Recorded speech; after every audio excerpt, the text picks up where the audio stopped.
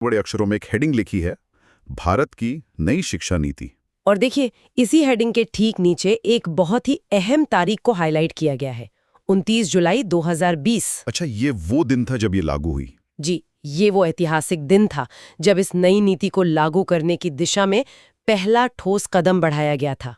और इसके तुरंत बाद, बिना किसी घुमाव फिराव के, इसका मुख्य उद्देश्य लिखा है। मैं पढ़ता हूँ, यहाँ लिखा है कि शिक्षा प्रणाली को आधुनिक, लचीला, कौशल आधारित और समावेशी बनाना। एकदम सही।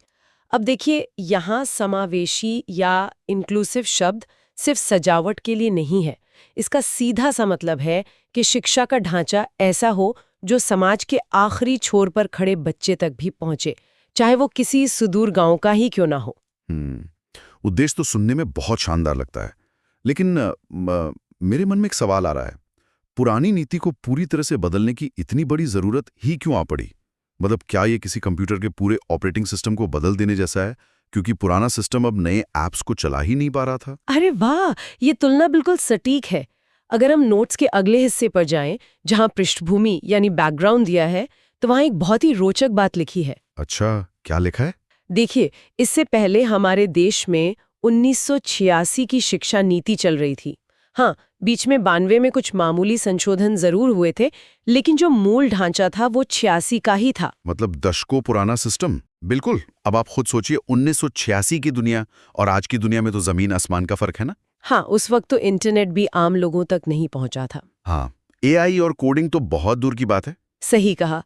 तो बदलते समय, तकनीक और रोजगार की बिल्कुल नई जरूरतों के कारण ये नया अपडेट लाना पड़ा। ये खास तौर पर 21वीं सदी के भारत के लिए डिजाइन की गई है। हाँ, जहां रटने से ज्यादा सोचने की कीमत है। ये बात तो पूरी तरह से लॉजिकल लगती है। अब नोट्स में आगे नीति के मुख्य उद्देश्यों की एक पूरी लिस्ट दी गई है, जो एकदम साफ बुलेट पॉइंट्स में है। जी, चलिए उन्हें एक एक करके डिकोड करते हैं। पहला पॉइंट है, सभी बच्चों को गुणवत्तापूर्ण शिक्षा। फिर एक शब्द आता है जो आजकल बहुत सुनने को मिलता है, समग्र विकास यानी होलिस्टिक डेवलपमेंट। सच कहूं तो ये शब्द सुनकर थोड़ा क्लीशे सा लगता है। जमीनी स्तर पर इसका क्या मतलब है? देखिए, समग्र विकास का जमीनी स्तर पर सीधा सा मतलब ये है कि हम एक स्टूडेंट को सिर्फ एक मेमोरी चिप समझना बंद कर दें। Memory chip? हाँ, क्योंकि पुरानी व्यवस्था में क्या होता था, बच्चा इतिहास की कितनी तारीखें रट सकता है या गणित के कितने फॉर्मूले याद रख सकता है, बस उसी पे पूरा एवेल्युएशन होता था। हाँ, वो तो है। तो समग्र विकास का मतलब है कि किताबी ज्ञान के साथ साथ बच्चे का मानसिक, शारीरिक और भावनात्मक विकास भी हो। क्या वो मुश्किल वक्त में सही फैसले ले सकता है? क्या वो टीम में काम कर सकता है? ये सब? अच्छा, मतलब एक पूरा इंसान बनाने की बात है, सिर्फ एक रिपोर्ट कार्ड छापने की नहीं। एकदम सही। समझ गया। और इसी से जुड़ा एक और उद्देश्य यहाँ पीले रंग के मार्कर से हाईलाइट किया गया है, आधारभूत साक्षरता और संख्यात्मक ज्ञान। इसे ब्रैकेट में FLN लिखा गया है। हाँ, FLN यानी फाउंडेशनल लिटरेसी एंड न्यूमरेसी। ये बहुत अहम है। और इसके ठीक नीचे लिखा है कि ड्रॉप आउट रेट को कम करना है और शिक्षा को सीधा रोजगार और कौशल से जोड़ना है। अब देखिए, अगर हम इसे एक बड़ी पिक्चर की तरह देखें, तो ये सारे पॉइंट्स एक चेन की तरह आपस में जुड़े हुए हैं। वो कैसे? मान लीजिए एक बच्चा कक्षा 3 में है। अगर वो ठीक से पढ़ना और बेसिक जोड़ घटाव ही नहीं समझ पाएगा, जो कि FLN का लक्ष्य है, तो क्या होगा? जाहिर है आगे की क्लास में उसे कुछ समझ नहीं आएगा। बिल्कुल, वो कुंठा का शिकार होगा। और यही फ्रस्ट्रेशन ड्रॉप आउट का सबसे बड़ा कारण बनता है। बच्चा स्कूल छोड़ देता है। और बिना किसी स्किल के स्कूल छोड़ेगा तो बेरोजगारी तो बढ़ेगी ही। वही तो। इसलिए बुनियादी शिक्षा को मजबूत करना और फिर उसे कौशल से जोड़ना इस पूरी समस्या को जड़ से खत्म करने का एक ब्लूप्रिंट है। वाह, ये तो बहुत गहराई से जोड़ा गया है।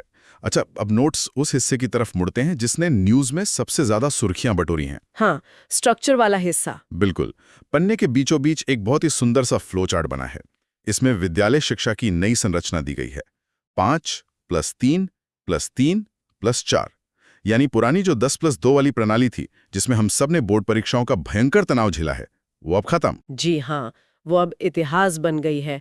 और यहाँ सबसे दिलचस्प बात ये है कि ये नया ढांचा सिर्फ कक्षाओं का नाम नहीं बदल रहा है, ये सीखने के तरीके को उम्र के हिसाब से वैज्ञानिक तरीके से बांट रहा है। तो चलिए इसे बिल्कुल स्टेप बाय स्टेप समझते हैं, जैसे आप एक ब्लैक बोर्ड पर एक एक ब्लॉक बनाकर समझा रही हो। ठीक है, तो सबसे पहला ब्लॉक है 5 का, जिसे फाउंडेशनल स्टेज कहा गया है। ये 3 से 8 साल की उम्र के बच्चों के लिए है। मतलब इसमें प्री स्कूल और पहली दूसरी क्लास आएगी? एकदम सही।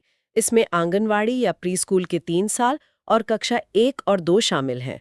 नोट्स में यहाँ साफ साफ लिखा है खेल आधारित शिक्षा या प्ले बेस्ड लर्निंग। एक मिनट रुकिए, खेल आधारित, तो क्या इसका मतलब ये है कि शुरुआती 5 सालों में बच्चों को किताबें ही नहीं दी जाएंगी? ये कैसे काम करेगा? अरे नहीं, किताबें होंगी लेकिन उनका बोझ नहीं होगा।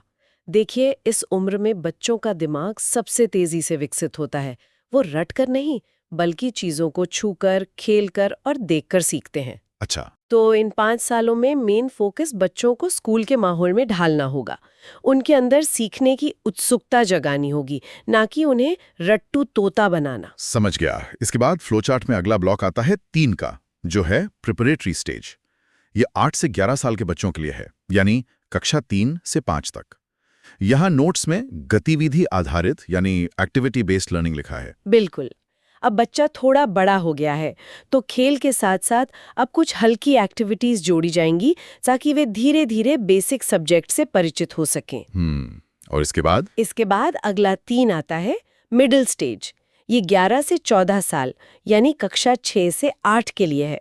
यहाँ से असल में विषय आधारित पढ़ाई शुरू होगी, जैसे साइंस, मैथ, सोशल साइंस। और अब आता है आखिरी और सबसे बड़ा ब्लॉक 4 का, सेकेंडरी स्टेज, कक्षा 9 से 12 तक। हाँ, यहाँ नोट्स बनाने वाले ने एक बात को बहुत जोर देकर अंडरलाइन किया है, विषय चुनने की स्वतंत्रता। ये मुझे थोड़ा क्रांतिकारी लगता है, पर सच कहूं तो मुझे इसमें डाउट भी है। डाउट कैसा? मतलब क्या सच में एक बच्चा फिजिक्स के साथ साथ हिस्ट्री या म्यूजिक की पढ़ाई एक ही टाइम पर कर सकता है? क्या हमारे स्कूलों का टाइम टेबल ऐसा करने की इजाजत दे पाएगा? आपका ये डाउट बहुत ही प्रैक्टिकल है। देखिए, पुरानी सिस्टम की सबसे बड़ी कमी यही थी कि 10वीं के बाद बच्चों को आर्ट्स, कॉमर्स या साइंस के एकदम पक्के डब्बों में बंद कर दिया जाता था। हाँ, एकदम दीवारें खड़ी कर दी जाती थीं। बिल्कुल। इस नई नीति का विजन यही है कि इन दीवारों को गिरा दिया जाए। हाँ, ये सच है कि शुरुआत में स्कूलों के लिए ऐसा फ्लेक्सिबल टाइम टेबल बनाना एक बड़ा सिरदर्द हो सकता है। लॉजिस्टिक नाइटमेयर कह सकते हैं। बिल्कुल, लेकिन भविष्य का लक्ष्य यही है कि छात्र अपनी पसंद के हिसाब से विषय चुने, ना कि समाज या स्कूल के प्रेशर में आकर। ये बदलाव अगर सच में जमीन पर उतरा ना, तो वाकई पूरी तस्वीर बदल जाएगी। खैर, अब आगे बढ़ते हैं। नोट्स में साक्षरता, भाषा और पढ़ाने के तरीकों पर बात की गई है। यहाँ फिर से उसी आधारभूत साक्षरता यानी FLN का जिक्र है। हाँ, लेकिन इस बार एक खास मिशन का नाम बादलों के डिजाइन में हाईलाइट किया गया है, निपुण भारत मिशन। देखिए, ये निपुण भारत मिशन परीक्षा के लिहाज से एक बहुत बड़ा कीवर्ड है। निपुण का मतलब है national initiative for proficiency in reading with understanding and numeracy. मतलब ये FLN को हासिल करने का एक टूल है। बिल्कुल। इसका सीधा सा टारगेट ये है कि हर बच्चा कक्षा 3 तक आते आते समझ के साथ पढ़ना और बेसिक जोड़ घटाव सीख जाए। ये तो बहुत बेसिक बात है। सुनने में बेसिक लगता है, लेकिन ये कोई छोटा लक्ष्य नहीं है। कई राष्ट्रीय सर्वे में ये बात सामने आई थी कि हमारे देश में कक्षा 5 के कई बच्चे कक्षा 2 की किताबें तक नहीं पढ़ पाते। बाप रे, ये तो वाकई एक कड़वी सच्चाई है। अच्छा, इसी से जुड़ा हुआ अगला टॉपिक नोट्स में भाषा नीति यानी लैंग्वेज पॉलिसी का है। यहाँ साफ साफ लिखा है कि कम से कम कक्षा 5 तक और अगर मुमकिन हो तो कक्षा 8 तक बच्चों को उनकी मातृभाषा या स्थानीय भाषा में ही शिक्षा दी जाएगी। इसमें 3 भाषा सूत्र की भी बात है। जी हाँ। लेकिन एक सवाल उठता है, आज की इस ग्लोबलाइजेशन के दौर में जहां अच्छी नौकरियों के लिए इंग्लिश आना इतना जरूरी माना जाता है, वहां मातृभाषा पर इतना जोर देना क्या बच्चों को पीछे नहीं धकेल देगा? ये बहुत ही आम धारणा है, लेकिन अगर हम इसे कॉग्निटिव साइंस के नजरिए से देखें ना, तो सच्चाई बिल्कुल इसके उलट है। वो कैसे? दुनिया भर की रिसर्च ये साबित कर चुकी है कि छोटे बच्चे किसी भी नए कंसेप्ट को अपनी मातृभाषा में सबसे जल्दी और सबसे गहराई से समझते हैं। अच्छा, मतलब उनका दिमाग अपनी भाषा में तेज चलता है। बिल्कुल। अगर आप किसी छोटे बच्चे को साइंस का कोई मुश्किल कॉन्सेप्ट सीधे किसी पराई भाषा में समझाएंगे तो वो उसे समझेगा नहीं, बस रटने की कोशिश करेगा। हाँ, ये तो होता है। और हाँ, यहाँ एक बात जो नोट्स के सबसे अहम बिंदु में स्पष्ट की गई है, किसी भी भाषा को बच्चों पर थोपा नहीं जाएगा। ये नीति अंग्रेजी के खिलाफ नहीं है, बल्कि ये मातृभाषा को एक मजबूत नींव बनाने के पक्ष में है। समझ गया। वो रटने वाले बात से मुझे नोट्स का अगला विजुअल याद आ गया। यहाँ बहुत ही क्रिएटिव तरीके से एक जगह रटना शब्द लिखा गया है और उसके ऊपर एक बड़ा सा लाल रंग का क्रॉस लगा दिया गया है। अरे वाह, ये तो बहुत अच्छा तरीका है याद रखने का। हाँ, और इसके बजाय यहाँ concept based learning, critical thinking और एक्सपीरियंशियल लर्निंग जैसे शब्दों पर फोकस किया गया है। और यही इस नीति की आत्मा है। एक्सपीरियंशियल लर्निंग या अनुभव आधारित सीखना वही है जो हमने शुरू में साइकिल वाले उदाहरण में बात की थी। मतलब खुद करके सीखना। बिल्कुल। अब बच्चे सिर्फ लैब के प्रयोगों के बारे में पढ़ेंगे नहीं, बल्कि उन्हें खुद अपने हाथों से करेंगे। इससे विषय की समझ हमेशा के लिए पक्की हो जाती है। एकदम सही। अब नोट्स के उस हिस्से पर आते हैं जो मेरे हिसाब से सबसे ज्यादा महत्वाकांक्षी है, कौशल और तकनीक, यानी स्किल्स और टेक्नोलॉजी की बात। ये सेक्शन बहुत जरूरी है। यहाँ लिखा है कि व्यावसायिक शिक्षा या वोकेशनल एजुकेशन अब सीधे कक्षा 6 से ही शुरू हो जाएगी। और तो और इसमें इंटर्नशिप की भी व्यवस्था है। यहाँ नोट्स में कारपेंट्री, कोडिंग और इलेक्ट्रिकल वर्क जैसे उदाहरण दिए हैं। जी। लेकिन मैं यहाँ थोड़ा रुकना चाहूंगा। क्या ये सच में प्रैक्टिकल है? मतलब भारत के कई सरकारी स्कूलों में तो ढंग की छत, पीने का पानी या लगातार बिजली तक नहीं है। वहाँ छठी क्लास का बच्चा कोडिंग या बढ़ई का काम कैसे सीखेगा? देखिए, आपका ये डाउट बिल्कुल जायज है और सच कहूं तो यही इस नीति की सबसे बड़ी चुनौती भी है। लेकिन इसका एक बहुत ही स्मार्ट सॉल्यूशन भी नीति में सुझाया गया है। वो क्या है? इसे रातों रात हर स्कूल में लागू नहीं किया जा सकता, ये तो सरकार भी जानती है। इसके लिए बैगलेस डेज यानी बिना बस्ते के दिन का कॉन्सेप्ट लाया गया है। अच्छा, बिना बैग के स्कूल जाना है? हाँ, साल में कुछ दिनों के लिए बच्चे स्कूल बैग के बजाय जो लोकल कारीगर होते हैं ना, जैसे गांव के कुम्हार, बढ़े या इलेक्ट्रिशियन, उनके पास जाकर काम देखेंगे और सीखेंगे। अरे वाह, ये तो बहुत ही प्रैक्टिकल अप्रोच है। बिल्कुल। इससे ना सिर्फ स्कूलों के सीमित संसाधनों की भरपाई होगी, बल्कि बच्चों में बचपन से ही डिग्निटी ऑफ लेबर यानी हर काम के प्रति सम्मान की भावना पैदा होगी। और कोडिंग का क्या? बिना कंप्यूटर के कोडिंग कैसे होगी? जहां तक कोडिंग की बात है, वो डिजिटल इंफ्रास्ट्रक्चर के विस्तार के साथ साथ फेजेस में लागू की जाएगी। चलिए, डिजिटल की बात आई है तो यहाँ तकनीकी शिक्षा के तहत एक खास नाम पीले रंग से हाईलाइट किया गया है, दीक्षा प्लेटफॉर्म। हाँ, दीक्षा। परीक्षा के लिए ये नाम याद रखना बहुत जरूरी है। इसका मतलब है digital infrastructure for knowledge sharing. ये बेसिकली है क्या? ये टीचर्स और स्टूडेंट्स के लिए पूरे देश का एक कॉमन डिजिटल रिसोर्स प्लेटफॉर्म है।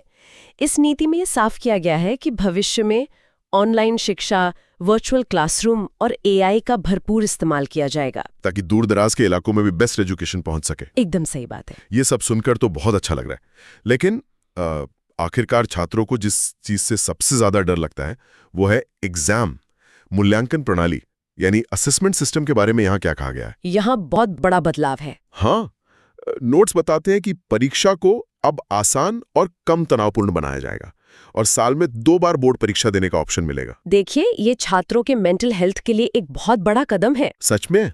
एक दिन के 3 घंटे के प्रदर्शन के आधार पर किसी बच्चे का पूरा भविष्य तय कर देना, ये कहीं से भी साइंटिफिक नहीं है। 2 बार परीक्षा देने के विकल्प से वो जो एक भयंकर प्रेशर होता था ना, वो कम हो जाएगा। और शायद रटने की जरूरत भी कम पड़ेगी। बिल्कुल। और असेसमेंट के लेवल को पूरे देश में एक समान बनाने के लिए एक नई राष्ट्रीय संस्था बनाई जा रही है। नोट्स में इसे बड़े अक्षरों में एक बॉक्स में लिखा गया है, परख। हाँ, परख।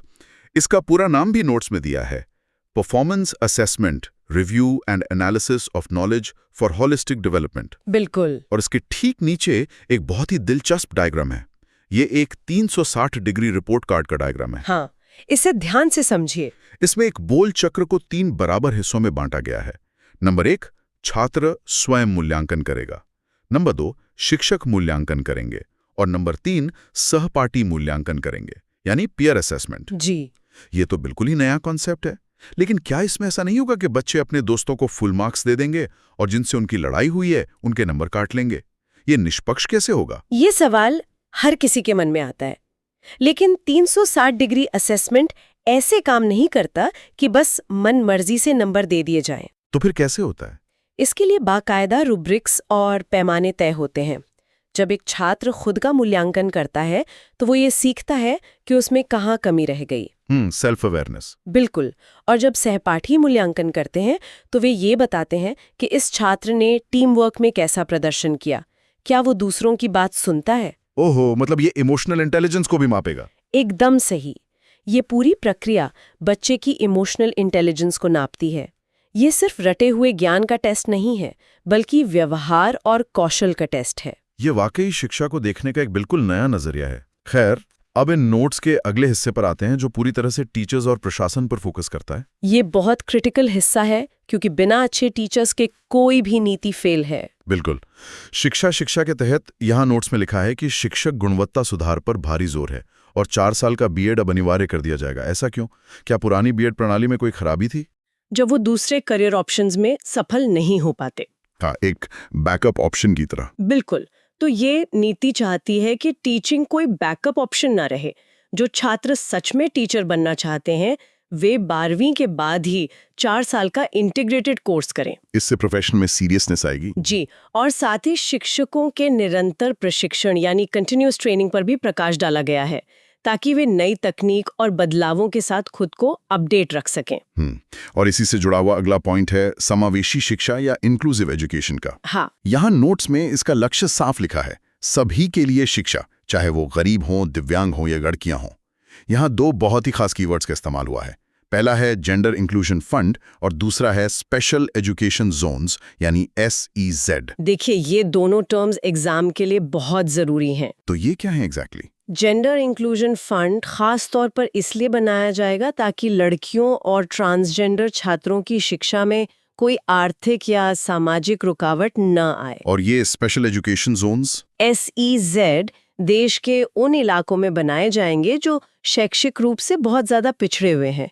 सरकार इन क्षेत्रों में एक्स्ट्रा बजट, अच्छे संसाधन और बेहतरीन टीचर्स भेजेगी ताकि वो इलाके बाकी देश के बराबर आ सके। अच्छा, मतलब एक टारगेटेड अप्रोच है। अब देखिए, संसाधन की बात से मुझे यहाँ लिखा एक और शब्द याद आ रहा है, क्लस्टर सिस्टम।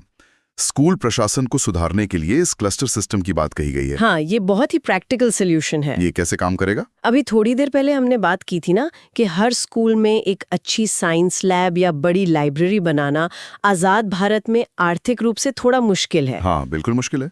क्लस्टर सिस्टम इसी का हल है। इसमें आसपास के 10 से 15 स्कूलों का एक समूह या क्लस्टर बना दिया जाएगा। ओके। अब अगर किसी एक स्कूल में बहुत अच्छी साइंस लैब है या खेल का बड़ा मैदान है, तो पूरे क्लस्टर के बच्चे एक तय शेड्यूल के हिसाब से उस लैब का इस्तेमाल कर सकेंगे। अरे वाह, यानी कार पूलिंग की तरह रिसोर्स पूलिंग। ये तो वाकई बहुत स्मार्ट तरीका है। और नोट्स में ये भी लिखा है कि प्राइवेट और सरकारी स्कूलों के लिए समान नियम होंगे, जिससे ट्रांसपेरेंसी आएगी। बिल्कुल, जवाबदेही तय होगी। चलिए, अब हम इन शानदार टॉपर नोट्स के बिल्कुल आखिरी पन्नों की तरफ बढ़ रहे हैं। यहाँ अन्य महत्वपूर्ण पहल की एक लिस्ट दी गई है। हाँ, इसे एक एक करके देखते हैं। पहली है ECCE पर विशेष जोर। ECCE मतलब early childhood care and education. फिर है स्कूल छोड़ने वाले बच्चों को वापस मुख्य धारा में लाना। तीसरा पॉइंट है पुस्तकालयों और डिजिटल रिसोर्सेज का विस्तार। और चौथा है भारतीय ज्ञान और संस्कृति पर जोर। यहाँ मैं ECCE पर थोड़ा प्रकाश डालना चाहूंगी।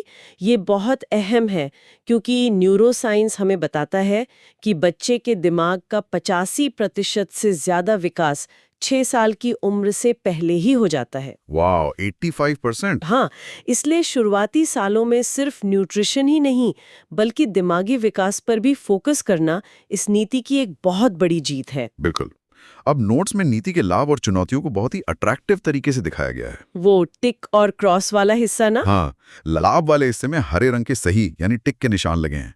जैसे शिक्षा अधिक लचीली और आसान होगी, रोजगार के अवसर बढ़ेंगे, छात्रों का समग्र विकास होगा और ड्रॉप आउट रेट में कमी आएगी। ये सब तो इसके फायदे हैं। लेकिन असली चर्चा तो उन क्रॉस के निशानों की होनी चाहिए जो चुनौतियों के नीचे लिखे हैं। बिल्कुल, क्योंकि नीतियां तो कागज पर हमेशा अच्छी लगती हैं। सही कहा।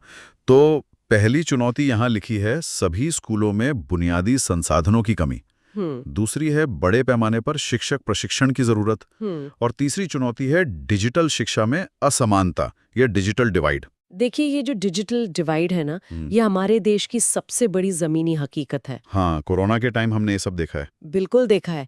कैसे शहरों के बच्चे अपने घरों में आराम से लैपटॉप पर ऑनलाइन क्लास ले रहे थे, जबकि गांवों में कई बच्चों के पास एक नॉर्मल स्मार्टफोन तक नहीं था। सच बात है। तो जब हम शिक्षा में AI और दीक्षा जैसे डिजिटल प्लेटफॉर्म्स की बात करते हैं, तो सरकार को ये सुनिश्चित करना होगा कि ये तकनीकें कहीं अमीर और गरीब की खाई को और चौड़ा ना कर दें। ये बहुत बड़ा पॉइंट है। और यहाँ नोट्स में एक चौथी चुनौती भी लिखी है जिसने मेरा ध्यान सबसे ज्यादा खींचा है। वो कौन सी है? इसमें लिखा है कि अलग-अलग राज्यों में इसे समान रूप से लागू करने में कठिनाई होगी। इसका कारण ये बताया है कि शिक्षा एक समवर्ती सूची या कंकरेंट लिस्ट का विषय है। इसका इस नीति से क्या सीधा कनेक्शन है? इसका बहुत बड़ा और सीधा कनेक्शन है।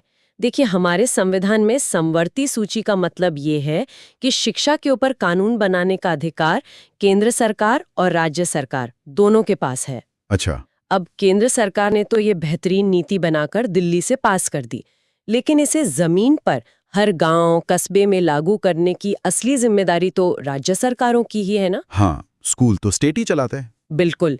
अब किस राज्य के पास इसके लिए कितना बजट है, उनकी राजनीतिक इच्छा शक्ति कितनी है, इन सब बातों पर इस नीति की असली सफलता निर्भर करेगी। मतलब अगर सेंटर और स्टेट्स के बीच तालमेल नहीं हुआ तो ये नीति भी बस एक बहुत अच्छा दस्तावेज बनकर अलमारी में रखी रह जाएगी। उफ, ये तो एक बहुत ही गंभीर और सोचने वाला बिंदु है। खैर, अब हम इन टॉपर नोट्स के बिल्कुल अंत में पहुंच गए हैं। यहाँ पेज के सबसे नीचे एक बॉक्स बना है जिस पर निष्कर्ष लिखा है। आप इसे पढ़कर सुनाइए। मैं पढ़ता हूँ। इसमें लिखा है, राष्ट्रीय शिक्षा नीति 2020 विद्यालय शिक्षा को पूरी तरह बदलने वाली एक ऐतिहासिक नीति है। और इसके आगे लिखी आखिरी पंक्ति इस पूरी नीति और हमारी आज की इस चर्चा का एकदम सटीक सार है। वो भी पढ़ देता हूँ। ये केवल किताबों और रटंत विद्या तक सीमित नहीं है, बल्कि बच्चों को वास्तविक जीवन और भविष्य के लिए तैयार करने वाली शिक्षा प्रदान करती है। बिल्कुल। एक टीचर के तौर पर मैं ये दावे से कह सकती हूँ कि जिसने भी ये नोट्स बनाए हैं, उसने इस मुश्किल नीति की आत्मा को बहुत ही खूबसूरती से समेट लिया है, वो भी बिना कोई जरूरी हिस्सा छोड़े।